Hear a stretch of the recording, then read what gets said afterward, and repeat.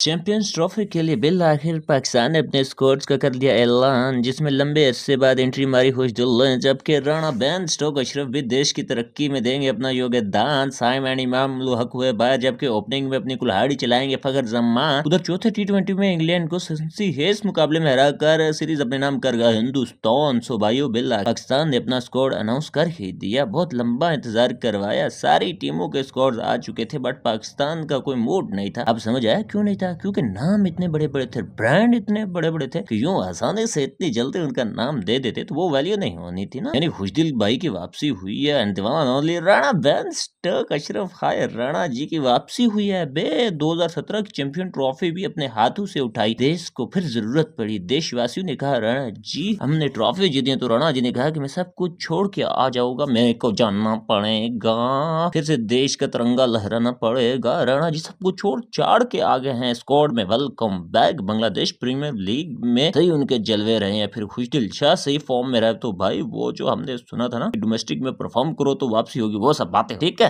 अगर किसी को वापसी आना है ना तो किसी लीग में जाओ, उसमें जाके परफॉर्म करो, बस तुम लोग वापस हो जाओगे। अहमद शहजाद भाई तो फिर एक कॉर्नर में बैठ के परेशान हो गया बेचारा। क्या मैंने डोमेस्टिक में रन किए थे, मैंने बिग बैश के मुआहदे छोड़े थे अभी कुछ टाइम पहले, मेरा नाम इन्होंने ले लिया था, बोला डोमेस्टिक के लड़कों को खिलाएंगे, पर अभी देखो बीपीएल में इन लोगों ने परफॉर्म किया और वापस ले लिया। बांग्लादेश प्रीमियर लीग वालों के हाथ चुमो जाके, बंगाली भाइयों की वजह से हमारे कितने लड़कों के कमबैक हो जाते हैं। वेलकम बैक भाई, और सबसे बड़ा वेलकम बैक जो है ना वो फखर जमान का है, जिसका सभी को इंतजार था। अब आ गया है तो दुनिया को पता चलना चाहिए कि तू आ गया है। लेकिन इमाम उल हक कहाँ है? इमाम उल हक भाई को जगह क्यों नहीं दी? अभी 2 टेस्ट मैचेस हो रहे थे, मैंने तब भी कहा था कि इमाम भाई को एक ना एक मैच तो कम से कम खिला दो, वो गरीब को 25-30 रन बना ले, किसी सिलेक्टर की नजर तो पड़ गई ना उस पे। उस बेचारे को तुमने एक बॉल भी नहीं खेलने दी, फील्डिंग करा करा के पूरे दोनों टेस्ट मैचों में, कहाँ पे उस पे नजर पड़ गई? उसको सिलेक्ट ही नहीं किया किसी ने। साइम अयूब के अभी भी कुछ फैंस हैं जो कहते हैं वो आएगा वापसी, बट वो नहीं आया। तो स्क्वाड में भाईजान जो सबसे पहले 2 नाम, बाबर आजम और फखर जमान। यार ये बाबर कहीं ओपनिंग तो नहीं करने वाला है? फिर उसके बाद साउथ शिकिल है, छोटा डॉन आ गया भाई, मेरे ख्याल से ठीक है यार, ये भी वनडे में परफॉर्म कर जाता है। उसके बाद तैयब ताहिर, ये भी वनडे का सही खिलाड़ी है, तो वेलकम भाई आपको भी। फिर मोहम्मद रिजवान है, इसको तो अबे यार ये तो कैप्टन है बे, इसका नाम तो सबसे ऊपर होना चाहिए। फिर उस्मान खान, इनकी भी हैरान कुन वापसी हुई है, मतलब था तो सही स्क्वाड में, पर कुछ लोगों को लग रहा था कि निकल जाएगा, पर इस भाई ने बांग्लादेश प्रीमियर लीग में जाकर जो संतरे ठोके, जो छक्के मारे,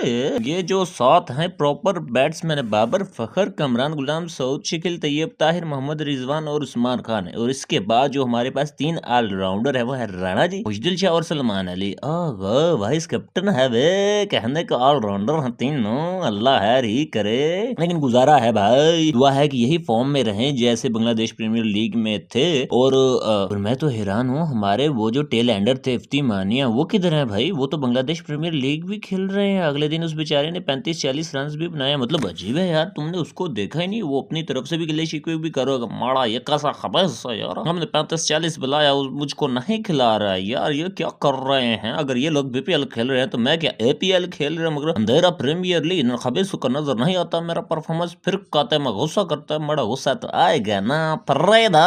फिर उन्होंने 4 फास्ट बॉलर रखे हैं, हारिस रऊफ, मोहम्मद हसनैन, नसीम शाह और शाहीन शाह अफरीदी, 4 यही फास्ट बॉलर्स रखे हैं, और एक स्पिनर रखा है, one and only mystery spinner Abrar Ahmed. तो ये है वो 15 रुकनी स्क्वाड जो पाकिस्तान ने अनाउंस किया है। जाते हुए थोड़ी सी बात कर लेते हैं इंडिया वर्सेस इंग्लैंड, चौथा टी20 मैच, पहले दोनों इंडिया जीता, तीसरा टी20 इंग्लैंड जीता, और अब रात को चौथा टी20 था। इंग्लैंड के लिए सीरीज बचाने के लिए वो अपने जान मार रहे थे, जबकि इंडिया रात वाला मैच जीतकर ट्रॉफी छीनने की कोशिश में आया। पहले बैटिंग इंग्लैंड वालों ने की, उन्होंने खिला लिया साकिब महमूद को। उस भाई को मैंने सुना पिछले दिनों में इन्होंने वीजा लेट किया हुआ था, उसको वीजा लेट दे रहे थे। उस भाई को पता नहीं उस चीज का गुस्सा था क्या था, वो एक ओवर में 3 विकेटें उड़ा गया। संजू सैमसन, तिलक वर्मा, सूर्या कुमार, पता नहीं कौन सा गुस्सा लेके आया था भाई वो। 12 रन पे 3 खिलाड़ी पुग गए। फिर आया शिवम दुबे, उसने 34 बॉलों पे 53 बनाया युवराज सिंह की तरह। फिर हार्दिक पांड्या 30 बॉलों पे 53, ऑलराउंडर भाई, अच्छा खासा टारगेट दे दिया, 181 तक, हालांकि लग नहीं रहा था, 3 आउट हो गया। और जब चेस करने गए इंग्लैंड वाले तो ट्रॉफिस हेड लग रहा है खेल रहा था, 62 पे कोई आउट नहीं, ये फील शॉट मार रहा है चौके, उधर से वो बेन टकीट, तो 19 बॉलों पे 39, 7 चौके 1 छक्का। रवि बिश्नोई ने जब अचानक 2 विकेटें उड़ाई ना, बहुत जबरदस्त मैच वहां से चेंज हुआ। हैरी ब्रूक फिर खड़ा हुआ था, 26 पे उसने 51 बनाया बस। फिर उसके बाद जिम्मी ओवरटन ने एंड पे थोड़ी सी उम्मीद जगाई और आखिरी ओवर में 18 के के लगभग रन चाहिए था जो इंग्लैंड से नहीं बना, तो इंडिया ये सीरीज जीत चुका है। आखिरी T20 खेले ना खेले लेकिन सीरीज जीत चुका है। तो बस अब तक के लिए यारो इतना ही। वीडियो अच्छी लगे तो लाइक कर देना और यूट्यूब चैनल सब्सक्राइब कर देना। अल्लाह हाफिज।